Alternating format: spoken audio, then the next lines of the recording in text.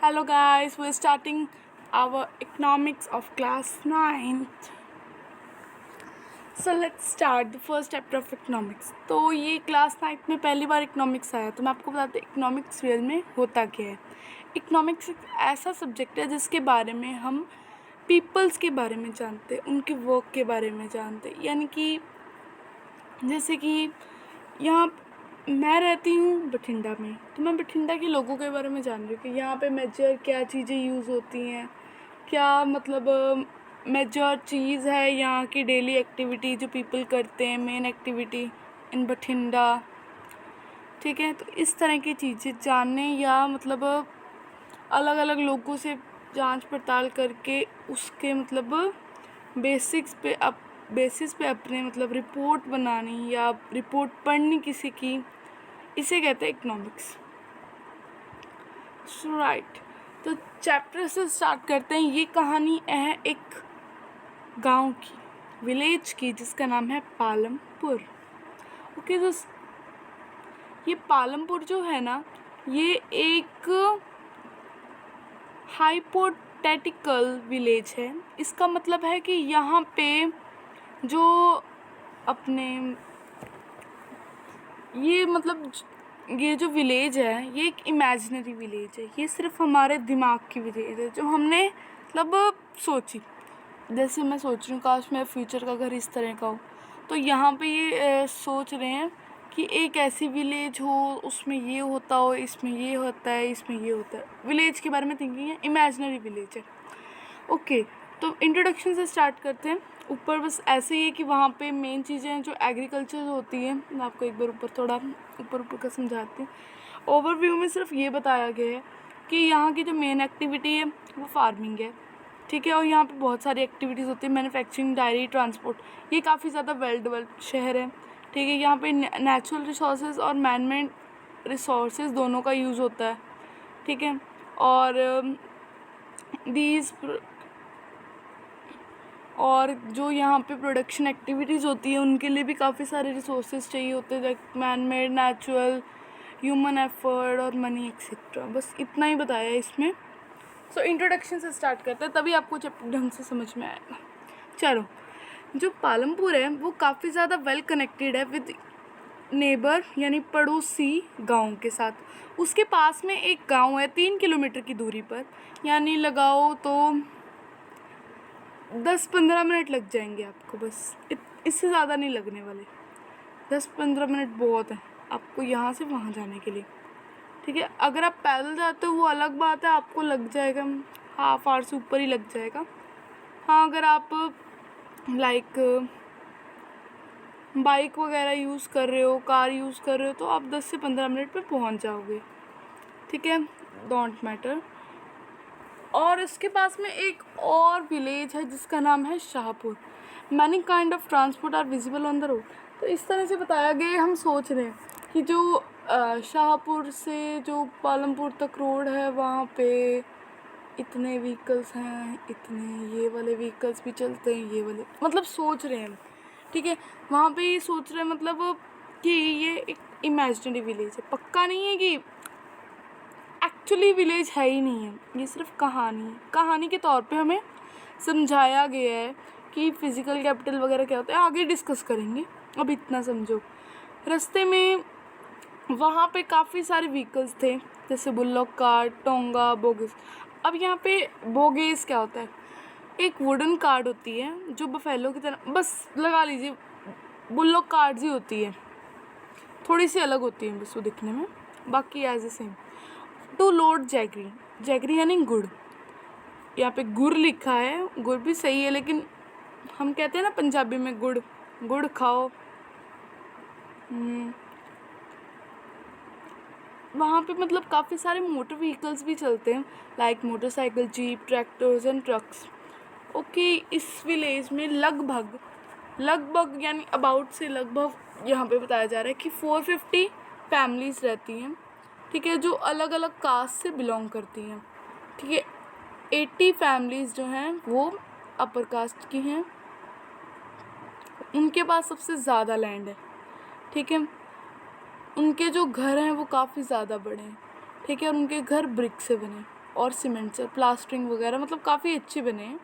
तो ये टाइल्स वगैरह लगी हुई हैं, काफ़ी वेल डेवलप्ड उनके घर हैं। अब बारी है कुछ और लोगों की, द एससीज, वो है दलित यानी कि मतलब थर्ड कास्ट के लोग, सबसे ज़्यादा गरीब लोग, ठीक है। अब उनकी पॉपुलेशन यहाँ पे मतलब बिल्कुल साइड में वो उनकी रहते हैं, बिल्कुल साइड में उनके छोटे छोटे घर हैं, मड और स्ट्रॉ से बने हैं, ठीक है। Some of houses have electric connection, हाँ, लेकिन मेजॉरिटी में उनकी विलेज में ज़्यादातर जो हाउसेज हैं उसमें इलेक्ट्रिक कनेक्शंस हैं। Electricity power, all the tubewell, देखो जो ट्यूबवेल्स उनकी फील्ड में यूज़ होती है वो मोस्टली जो है ये इलेक्ट्रिक ट्यूबवेल से ही मतलब पानी जाता है उनकी फील्ड्स में, ठीक है। और वो कई बीच में से स्मॉल बिजनेसेस भी करते हैं, ठीक है। पालमपुर के अंदर 2 स्कूल्स हैं, मतलब 2 नहीं 3 स्कूल्स हैं, ठीक है। 2 प्राइमरी है और 1 हाई स्कूल है, ठीक है। वहाँ पे एक, अब हम बात करते हैं थोड़ी बहुत हेल्थ वगैरह की। वहाँ पे एक प्राइमरी हेल्थ सेंटर है जो गवर्नमेंट रन करती है और एक प्राइवेट डिस्पेंसरी है for treating of sick peoples, बस। ओके, तो यहाँ पे बताया गया है कि जो पालमपुर है वो काफ़ी ज़्यादा वेल डेवलप है, सिस्टम ऑफ रोड काफ़ी अच्छी है, ट्रांसपोर्ट अच्छा है वहाँ पे, इलेक्ट्रिसिटी अच्छी है, इरिगेशन अच्छी है, स्कूल्स अच्छे हैं, हेल्थ सेंटर भी ठीक है, मतलब जिनकी उनकी जितने लोग वहाँ पे रहते हैं उसके हिसाब से यहाँ पे हेल्थ सेंटर्स भी ठीक है। अब आपको एक एक्टिविटी है, आपने इस विलेज को कंपेयर करना है अपने मतलब आस पड़ोस के किसी और विलेज से। ये आप खुद करके देखना और अपने मम्मा पापा या अपनी स्कूल की टीचर से चेक करवाना। ओके, अब हम स्टोरी ऑफ विलेज पालमपुर को स्टार्ट करते हैं। Story of village Palampur and imaginary village, ये एक इमेजिनरी विलेज है। Will take us through the different type of production, ये हमें डिफरेंट टाइप ऑफ प्रोडक्शन में लेके जाए, production activities in the village. In village across India farming is the main production activity. जो mostly villages हैं India में उसके अंदर जो फार्मिंग एक्टिविटी है वो बहुत ज़्यादा मतलब ज़्यादा यूज़ की जाती है, रेफर्ड की जाती है सबसे ज़्यादा, ठीक है। और जो नॉन फार्मिंग एक्टिविटीज़ होती है लाइक मैन्युफैक्चरिंग, ट्रांसपोर्ट, शॉपकीपिंग, वो बहुत ज़्यादा कम है इंडिया की विलेजेस में। विलेजेस की बात हो रही है, सिटीज़ में तो यही सबसे ज़्यादा है। ओके, तो यहाँ पे हमें नीचे एक चीज़ दी हुई है, the narrative is party based on research study bye okay, यहाँ पे आपके लिए एक 1 वर्ड क्वेश्चन बन गया है। ये जो रिसर्च हम बेस्ड पढ़ रहे हैं वो लिखी है गिलबर्ट एटिन, ठीक है। और ये है Bulandshahr district in western Uttar Pradesh, ठीक है। ये जो हम रिसर्च पढ़ रहे हैं स्टडी की है गिलबर्ट इलानी ने, और ये विलेज कहाँ पे है स्थित या कहूँ कहाँ पर सिचुएटेड है, वो है Bulandshahr district in western Uttar Pradesh. Okay, point to be noted. आपको यहाँ पे नीचे वाली चीज़ें ज़रूर पढ़नी चाहिए क्योंकि ना इसके अंदर एग्ज़ाम्स बेस्ड क्वेश्चंस काफ़ी ज़्यादा आ जाते हैं। चलो थोड़ा सा ऑर्गेनाइजेशन ऑफ प्रोडक्शन पढ़ते हैं। यहाँ पे मतलब the aim of the production is to produce the goods and service that we want. ये जो एम है इस प्रोडक्शन का सिर्फ यही है कि उन्होंने हमें गुड्स सर्विस देनी है और थोड़ा बहुत जो बचा हुआ होगा वो दूसरे मतलब शहर में जाके बेच देना। ओके, फर्स्ट रिक्वायरमेंट है इनकी लैंड। लैंड एक नेचुरल रिसोर्स है, ठीक है। लैंड में क्या आता है, वाटर, फॉरेस्ट, मिनरल्स। ओके, और सेकेंड रिक्वायरमेंट है लेबर। अब यहाँ पे लेबर भी 2 टाइप की होती है, एक तो होती है फिजिकल लेबर और दूसरी मैं आपको बताती हूँ, एक मिनट। जो एक लेबर होती है वो तो होती है मतलब एजुकेटेड लेबर, जो एजुकेट होती है जिनको मतलब कुछ ऐसे पर्पजेज जिसके अंदर मतलब ज़रूरत होती है एजुकेटेड पीपल, एजुकेटेड यानी अब मशीनरी चलानी, एक मशीन चलानी है, कोई ऐरा गैरा तो नहीं आके मशीन चला लेगा, किसी एजुकेटेड यानी उसको मशीन चलाने का एक्सपीरियंस होना चाहिए, सिर्फ उसी बंदे को मतलब होनी चाहिए। और दूसरी होती है अनएजुकेटेड लेबर, वो मतलब जो खेती बाड़ी का काम करता है, जैसे पानी देने को कहोगे डाल देंगे, बस इतना ही, ठीक है।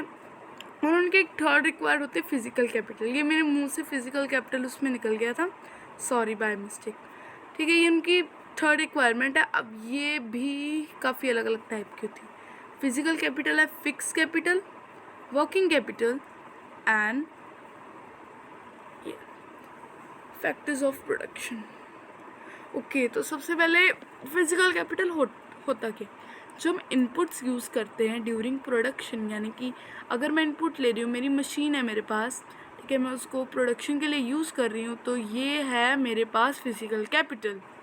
मनी यूज़ कर रही हूँ, इनपुट है मेरा, मैं अंदर डाल रही हूँ तो मेरा आउटपुट आएगा, मेरे पास और पैसे आएंगे ना।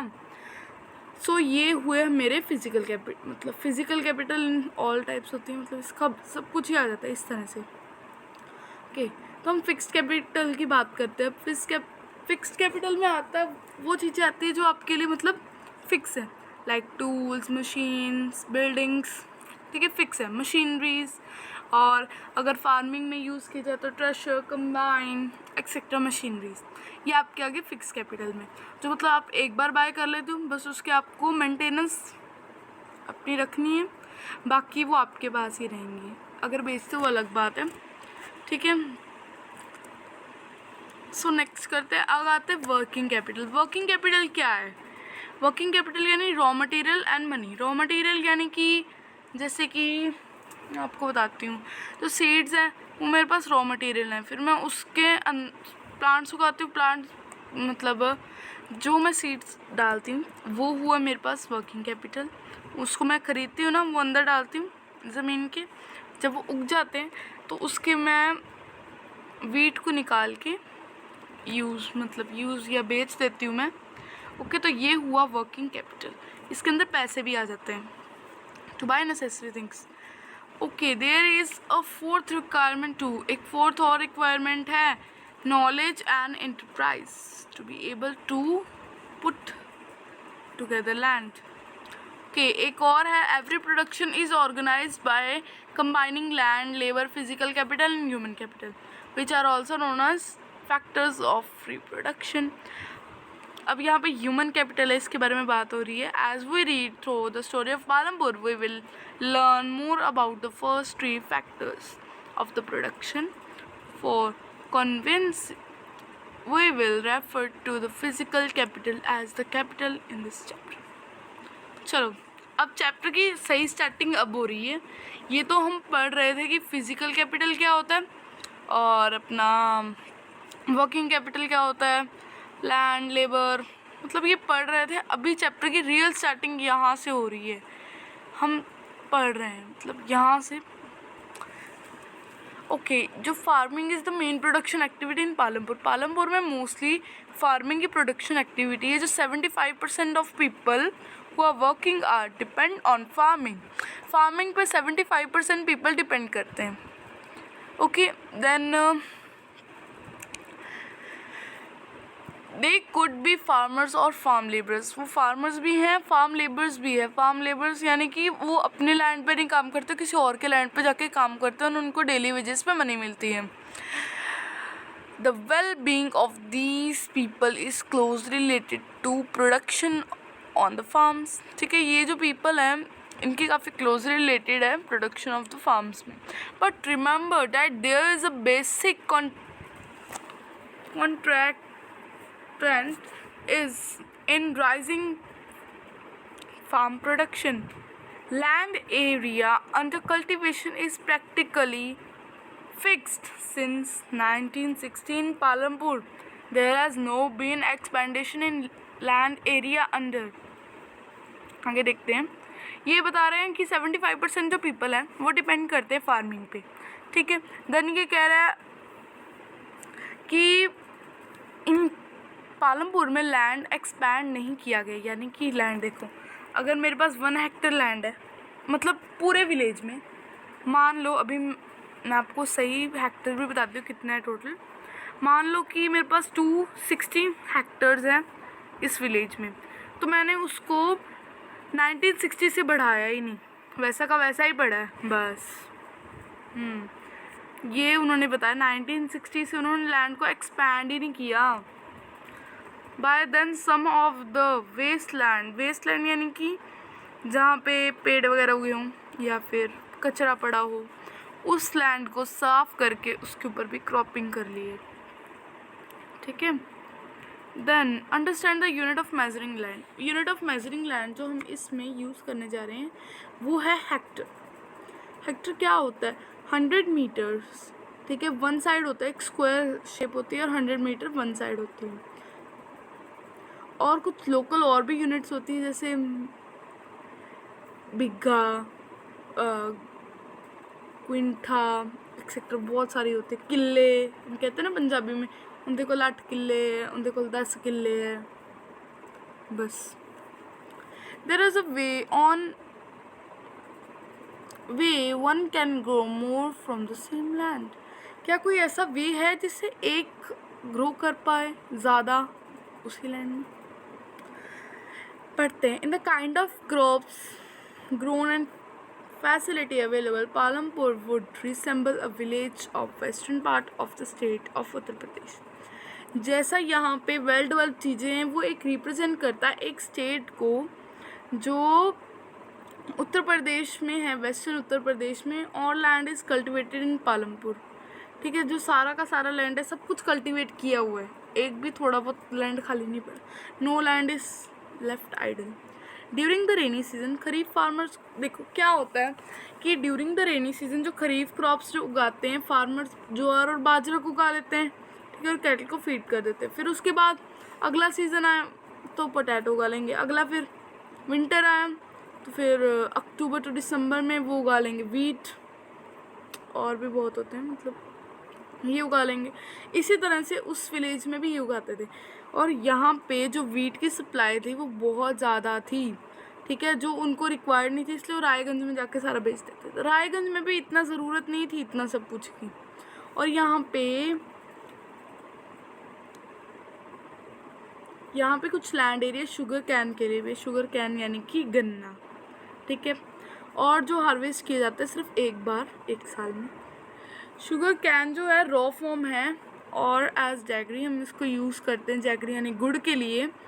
Is sold to traders in Shahpur. जो शाहपुर में काफ़ी सारे ट्रेडर्स आते हैं उनको बेच देते हैं। The main reason why the farmers are able to grow 3 different crops in the year in Palampur is due to well developed system of irrigation. क्योंकि यहाँ पे काफ़ी ज़्यादा वेल डेवलप्ड इरीगेशन है कि electricity came early to Palampur. Electricity काफ़ी ज़्यादा जल्दी आ गई थी पालमपुर में। Its major impact was to transform the system of the irrigation Persian wheel where till then used by farmers to draw water from the wells and irrigate small fields. People saw that electric run tube wells could irrigate much.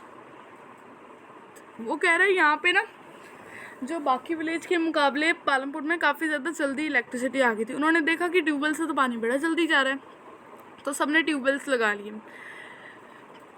ठीक है, सबने उन्होंने tube wells लगा लिए। The first few tube wells were installed by the government. जो first थोड़े बहुत थे ट्यूबवेल्स वो गवर्नमेंट ने लगवाए थे। सून हाउएवर फार्मर स्टार्टिंग सेट, फिर उन्होंने धीरे धीरे प्राइवेट ट्यूबवेल्स लगवाने स्टार्ट कर दिए। As a result by mid 1970 century the entire cultivated area of 200 hectare was irrigated। 200 hectare irrigate कर लिया था उन्होंने काफ़ी जल्दी। Not all villages in India have such high levels of, सारी विलेज नहीं होती इंडिया में जिनके पास इस तरह की अच्छी इरीगेशन फैसिलिटीज़ हैं। नहीं, कुछ जो riverine plains coastal regions in our country well irrigated है, लेकिन बाकी सब तो ऐसे ही हैं। मतलब जो हमारे जो प्लेट्यू रीजन है, जैसे कि अपना डेक्कन प्लेट्यू हो गया, ठीक है, have low levels of irrigation, उनके पास काफ़ी ज़्यादा कम है इरिगेशन के लेवल। और जो area in the country little less than 40% is irrigated.